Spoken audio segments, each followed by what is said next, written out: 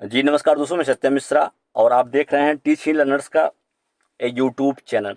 दोस्तों एक बार फिर से मैं बता दूं यहाँ पे कि जो आपका सीटेट है, जो परीक्षा आपकी बिल्कुल 1 दिसंबर को कंडक्ट होने वाले थे, उस परीक्षा तिथि में एक बार फिर से यहाँ पे बदलाव किया गया। वो परीक्षा अब आपकी 15 दिसंबर को कंडक्ट होगी। अगर अभ्यर्थियों की संख्या किसी शहर में बढ़ जाती है तो फिर 14 दिसंबर को भी परीक्षा जो है कंडक्ट करवाई जा सकती है। फिलहाल जो आपको बता दें कि जो लास्ट डेट है फॉर्म भरने की, वो है आपकी 16 अक्टूबर। 17 सितंबर से स्टार्ट है, 16 अक्टूबर तक जो है आप फॉर्म फिलअप जो है वो कर सकते हैं। तो चलिए भैया, बिना लेट किए हम चलते हैं आज की जो हिंदी पढ़ाई की 5वीं क्लास है। और इस 5वें प्रैक्टिस सेट में दोस्तों हम यहाँ पे आपके सामने कुछ महत्वपूर्ण प्रश्न है, इस पर चर्चा करेंगे जो कि आपके एग्जाम के लिए महत्वपूर्ण हो सकते हैं। चलिए यहाँ पे कि पहला प्रश्न है कि हिंदी भाषा शिक्षक के रूप में आप जो है किसे सबसे अधिक महत्वपूर्ण मानते हैं? बच्चों को लेखन क्षमता का विकास करना, बच्चों के मौखिक अभिव्यक्ति की क्षमता का विकास करना, बच्चों को व्याकरण के नियम सिखाना, बच्चों को विभिन्न संदर्भों में भाषा प्रयोग सिखाना। बिल्कुल भैया, भाषा शिक्षक जो होता है, अगर हम बात करें भाषा शिक्षक की, तो भाषा शिक्षक जो होता है शिक्षण प्रक्रिया का एक महत्वपूर्ण हिस्सा या अंग होता है। कक्षा में भाषा वातावरण अर्थात समृद्ध भाषिक परिवेश का निर्माण करने के लिए भाषा शिक्षक को स्वयं अपने भाषा प्रयोग की क्षमता को क्या करना चाहिए? बढ़ाना चाहिए। हिंदी भाषा शिक्षक के द्वारा कक्षा में छात्रों के समक्ष स्वयं भाषा प्रयोग या वाचन जो है प्रस्तुत करने का आदर्श वाचन को संदर्भित जो है वो करता है। तो बिल्कुल भैया, जितना अच्छा भाषा शिक्षक का बोलने या बताने का तरीका होगा, उतने अच्छे तरीके से कक्षा का माहौल जो है बनेगा और बच्चा जो है उतने अच्छे तरीके से उस चीज़ को सीख भी पाएगा। हिंदी भाषा शिक्षक के रूप में बच्चों को विभिन्न संदर्भों में भाषा प्रयोग को सिखाना सबसे महत्वपूर्ण माना जाता है। बिल्कुल भैया, बच्चों को विभिन्न संदर्भों में भाषा प्रयोग को सिखाना सबसे महत्वपूर्ण माना जाता है। अगर हम बात करें तो बच्चों में भाषा प्रयोग की कुशलता और क्षमता का भरपूर विकास करने के लिए जरूरी होगा कि विद्यार्थी शिक्षक की भाषा और भाषा के प्रकार, भाषा की रचना तथा भाषा सीखने के उद्देश्य तथा भाषा शिक्षण की शिक्षण शास्त्रीय समझ से अब परिचित हों। बिल्कुल भैया, अगर जो है शिक्षक हर चीज़ से परिचित होगा तो अपने बच्चों को अच्छे तरीके से समझा पाएगा, सिखा पाएगा। तो यहाँ पे हिंदी भाषा शिक्षक के रूप में आप अगर अधिक महत्वपूर्ण माना जाता है कि बच्चों को विभिन्न संदर्भों में भाषा प्रयोग जो है वो सिखाने योग्य बनाना। ठीक है, चलिए आगे चलें, अगले प्रश्न की ओर बढ़ते हैं। और अगला प्रश्न यहाँ पे आपके सामने कि साहित्य की किस विधा के शिक्षण में सस्वर पठन सर्वाधिक अपेक्षित किया जाता है? बिल्कुल भैया, यहाँ पे साहित्य की यहाँ पे कुछ विधाएं दी गई हैं और किस विधा को के शिक्षण में सस्वर पाठन जो है सर्वाधिक अपेक्षित माना जाता है। जैसे एकांकी हुआ, जीवनी हुआ, आत्मकथा हुआ या संस्मरण हुआ। तो साहित्य की किस विधा में के शिक्षण में सस्वर पाठन सर्वाधिक अपेक्षित होता है? तो अगर हम बात करें एकांकी में सर्वाधिक अपेक्षित होता है। एकांकी क्या होता है दोस्तों? एक अंक वाले नाटक को क्या कहते हैं? एकांकी कहा जाता है। इसमें एक विशेष उद्देश्य की अभिव्यक्ति करते हुए कम से कम समय में भावों के द्वारा अधिक से अधिक प्रभाव छोड़ने का जो है या अधिक से अधिक प्रभाव बताने की जो है कोशिश यहाँ पे की जाती है। अधिक प्रभाव छोड़ने का प्रयास जो है इसमें किया जाता है। एकांकी बता दें, एकांकी विधा के शिक्षण में सस्वर पाठन जो होता है सर्वाधिक महत्वपूर्ण जो है माना जाता है। अब यहाँ पे सस्वर पाठन अगर हम करते हैं तो उसका उद्देश्य क्या होता है भैया? कि बालकों को शुद्ध उच्चारण करने योग्य बनाना। बिल्कुल, सस्वर उच्चारण अगर यहाँ सस्वर पाठन किया जाता है तो सस्वर पठन का कुछ उद्देश्य भी होगा, तभी यहाँ पे सस्वर पाठन किया जाता है। तो बिल्कुल सस्वर पाठन का उद्देश्य होता है कि बच्चों को शुद्ध उच्चारण करने योग्य बनाना, बालकों को उचित गति और लय से पढ़ने की योग्यता जो है प्रदान करना।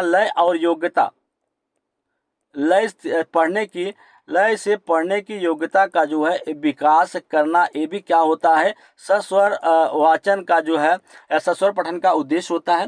बालकों को ध्वनियों की उचित आरोह या अवरोह तथा विराम आदि चिन्हों को ध्यान में रखकर पढ़ने में निपुण जो है वो बनाना। अब यहाँ पे अगर बात करें दोस्तों कि जीवनी क्या होती है, आत्मकथा क्या या संस्मरण क्या होती है, तो जान लीजिए कि जीवनी क्या होती है? किसी व्यक्ति विशेष का चरित्र चित्रण करना। किसी व्यक्ति विशेष का चरित्र चित्रण करना ही क्या कहलाता है? चरित्र चित्रण करना ही क्या कहलाता है? उसकी जीवनी कहलाती है।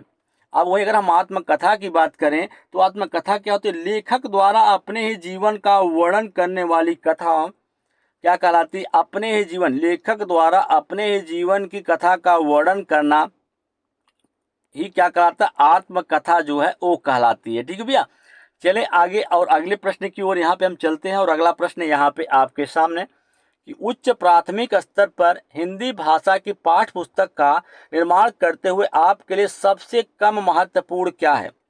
समस्त व्याकरणिक बिंदुओं का समावेश करना, भाषा की विविध छटाओं को समेटने वाले पाठ, समृद्ध हिंदी साहित्य की छटा का प्रदर्शन करना, भाषाई क्षमता को बढ़ावा देने के अभ्यास करवाना। तो उच्च प्राथमिक स्तर पर हिंदी भाषा शिक्षण का महत्वपूर्ण उद्देश्य बच्चों को हिंदी भाषा के विविध स्वरूपों की जानकारी देना। हिंदी भाषा शिक्षण का उद्देश्य होता है कि विविध साहित्य विधाओं से बच्चों को परिचित करा के उन्हें अपने अनुभवों के आधार पर विभिन्न संदर्भों में भाषा प्रयोग में क्या करना, सफल बनाना। तो बिल्कुल उच्च प्राथमिक स्तर पर अगर हम बात करें यहाँ पे कि सबसे कम महत्वपूर्ण यह समावेश होता है, तो यहाँ पे व्याकरण की बात की जाए अगर यहाँ पे, तो उच्च प्राथमिक स्तर पर हिंदी भाषा की पाठ्य पुस्तक का निर्माण करते हुए इन कुछ चीज़ें हैं जिसको आप ध्यान में रखने की जरूरत होती है। जैसे भाषा का समृद्ध प्रवेश हो, छात्रों का मानसिक स्तर को ध्यान में रख के जो है भाषा या पाठ्य पुस्तक का जो है निर्माण किया जाना चाहिए। अभ्यास करने के जो है भरपूर अवसर दिए गए हों, ऐसी पुस्तक बनी हो। और विविध व्याकरण का सही उपयोग, भाषा के पाठ्य पुस्तक का जो है समृद्ध साहित्य हो। ठीक है, और इसके अलावा अगर हम बात करें यहाँ पे, क्योंकि बाकी बच्चों के स्तर के अनुसार प्रयोग में लाई जाती है, यहाँ पे अगर बात करें तो व्याकरण, समस्त व्याकरण विधियों का जो समावेश है ये सबसे कम महत्वपूर्ण जो है वो माना जाता है। तो इसका राइट जवाब क्या होगा दोस्तों? ऑप्शन नंबर फर्स्ट इसका राइट जवाब होगा। चले अगले प्रश्न की ओर। अगला प्रश्न यहाँ पे आपके सामने कि भाषा की कक्षा में कहानियाँ क्या करती हैं? मनोरंजन का साधन है, पाठ्य पुस्तक का एक पाठ है, विभिन्न प्रकार की भाषाई संरचनाएं और चिंतन विकास की संभावनाएं लिए होती हैं, भाषा कौशल के विकास का एकमात्र क्या होती हैं? साधन होती हैं। अगर हम कहानियों की बात करें तो कहानियाँ क्या हैं? कहानी हिंदी में गद्य लेखन की एक क्या होती है? विधा होती है। एक गद्य लेखन की एक क्या होती है? विधा होती है। मनुष्य के जन्म के साथ ही कहानियों का भी जन्म जो है हुआ है। कहानियाँ कहना तथा सुनना मानव जीवन का एक आदिम स्वभाव जो है बन गया है। अगर इस कारण से हम कहें कि हर एक सभ्य या असभ्य समाज में एक उसकी कहानी जो है पाई जाती है, और हमारे देश में कहानियों की एक लंबी और संपन्न परंपरा जो है वो चलती आई है। तो भारत की भाषा की कक्षा में कहानियाँ जो होती हैं भाषाई संरचना और चिंतन का विकास जो है करती हैं। अगर हम बात करें यहाँ पे तो कहानियाँ शिक्षण अधिगम प्रक्रिया का प्रभावशाली उपकरण होती हैं, जो कि शिक्षार्थियों के पठन विकल्पों को क्या करती हैं? व्यापक बनाती हैं, ताकि उसका पठन जो है वो अच्छे तरीके से विकास हो सके और व्यापक तरीके से हो सके। शिक्षार्थियों को एक प्रासंगिक शिक्षण वातावरण जो है वो भी प्रदान करती हैं, और यह दुनिया की प्रकृति की कल्पना और अन्वेषण करने की क्षमता को क्या करती हैं? बढ़ावा देती हैं। बच्चा जो है उसकी कल्पना शक्ति या कह सकते हैं चिंतन विकास की संभावनाएं जो है वो लिए होती हैं। तो बिल्कुल इस प्रश्न का राइट जवाब ऑप्शन नंबर 3 इसका राइट जवाब होगा भैया। चलें आगे, और अगला प्रश्न यहाँ पे आपके सामने स्क्रीन पे है कि भाषा में रचनात्मक आकलन का सर्वाधिक बेहतर उदाहरण क्या है? बच्चों को अपने खट्टे मीठे अनुभव जो लिखने के लिए कहना, श्रुत लेख, प्रश्नों के उत्तर लिखवाना, इकाई परीक्षा लेना। तो रचनात्मक आकलन का उद्देश्य या सर्वाधिक महत्वपूर्ण बेहतर उदाहरण क्या इसमें से? तो बात करें अगर कि उच्च प्राथमिक स्तर पर हिंदी भाषा शिक्षण का महत्वपूर्ण उद्देश्य होता है कि बच्चों को हिंदी भाषा के विविध स्वरूपों की जानकारी देना। हिंदी भाषा शिक्षण का उद्देश्य के विविध साहित्य विधाओं से बच्चों को परिचित करा के उन्हें अपने अनुभवों के आधार पर विभिन्न संदर्भों में भाषा प्रयोग में क्या करना? उनको सफल बनाना।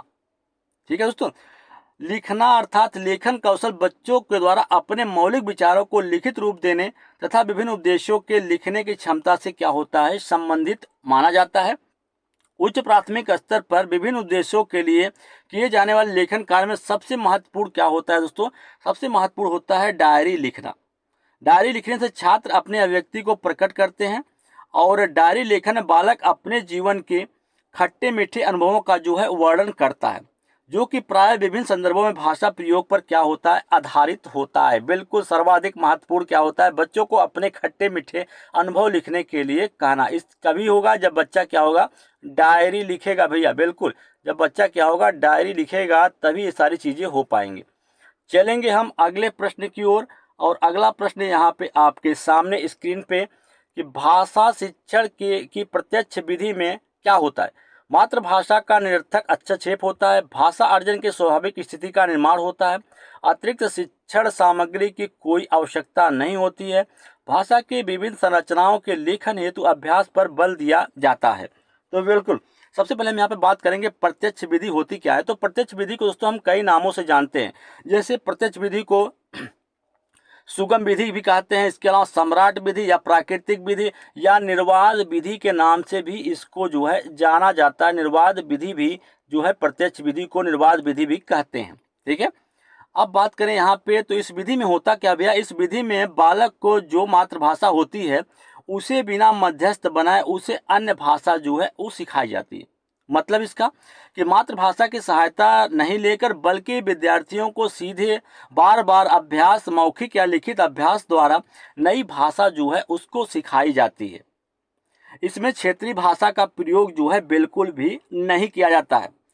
इसका उपयोग कब करते हैं भैया, जब मातृभाषा या लक्ष्य भाषा में थोड़ा बहुत अंतर जो होता है तब इस प्रत्यक्ष विधि को अपनाया जाता है। इस विधि में भाषा अर्जन की जो है स्वाभाविक स्थिति का जो है निर्माण होता है। बिल्कुल इस विधि में क्या होता है, भाषा अर्जन की स्वाभाविक स्थिति का जो है निर्माण इस विधि में होता है। प्रत्यक्ष विधि में दृश्य श्रव्य सामग्री का प्रयोग जो है ज़्यादा से ज़्यादा जो है किया जाता है और इस विधि में भाषा प्रयोग की जो है प्रधानता होती। चले आगे, और अगला प्रश्न यहाँ पे आपके सामने स्क्रीन पे भैया कि बच्चों के लिए अतिरिक्त पठन सामग्री क्यों विकसित की जाती है। भाषा ज्ञान बढ़ाने एवं साहित्यकारों में रुचि जगाने के लिए, भाषा ज्ञान बढ़ाने और सामान्य ज्ञान में रुचि जगाने के लिए, पढ़ने में रुचि जगाने एवं भाषा ज्ञान में वृद्धि करने के लिए, पढ़ने में रुचि जगाने एवं सामान्य ज्ञान में वृद्धि करने के लिए। बिल्कुल बच्चों के लिए अतिरिक्त मतलब पठन के अलावा जो सामग्री यूज की जाती है उसे क्या कहते हैं, अतिरिक्त पठन सामग्री। पठन सामग्री में सभी दृश्य श्रव्य सामग्री, प्रिंट मीडिया, इलेक्ट्रॉनिक साधनों को जो है शामिल किया जाता है। पाठ्य पुस्तक के अतिरिक्त इन सामग्रियों को जो है शामिल किया जाता है। पाठ्य पुस्तक जो होते हैं उसके अलावा इन सामग्रियों को जो है शामिल किया जाता है, जिससे शिक्षण प्रक्रिया क्या होती है वो प्रभावी बनाई जाती है। शिक्षण प्रक्रिया को और अधिक प्रभावी बनाने के लिए, शिक्षण को और अधिक सिखाने के लिए अच्छे तरीके से इन सब सामग्रियों का जो है इस्तेमाल जो है वो किया जाता है। और इस सामग्रियों का प्रयोग मुख्य रूप से शिक्षण में पठन में रुचि जगाने एवं ज्ञान, भाषा के ज्ञान में वृद्धि करने के उद्देश्य से जो है इसका इस्तेमाल जो है किया जाता है। बिल्कुल भैया, अब बात करें यहाँ पे भाषा ज्ञान बढ़ाने सामान्य ज्ञान में जो है वृद्धि करने के लिए इसका उपयोग करते हैं। तो बिल्कुल शिक्षण सामग्रियाँ बहुत आवश्यक होती हैं और पठन में रुचि जगाने, भाषा ज्ञान में वृद्धि करने के लिए जो है इसका उपयोग जो है किया जाता है। ऑप्शन नंबर 4 इसका राइट जवाब होगा। चले हम अगले प्रश्न की ओर, और अगला प्रश्न यहाँ पे है कि विद्यालय में एक से अधिक भाषाओं का शिक्षण क्या होता है, जटिल समस्याएं उत्पन्न करता है, अनेक भाषाओं के शिक्षकों के रोजगार को बढ़ावा देता है, बहुभाषिकता और राष्ट्रीय सद्भाव का प्रसार करता है, व्यवहारिक नहीं है। तो विद्यालय में भाषा शिक्षण को बहुभाषी संदर्भों में रखकर देखने की आवश्यकता जो है वो होती है। बहुभाषिकता भारत की संस्कृति का अभिन्न अंग होती है। भारत क्या हुआ है दोस्तों, एक प्रकार से बहुभाषी देश है। राष्ट्रीय स्वाभिमान और सांस्कृतिक एकता को बनाए रखने के लिए भाषा को त्रिभाषा सूत्र में जो है बांधा गया है।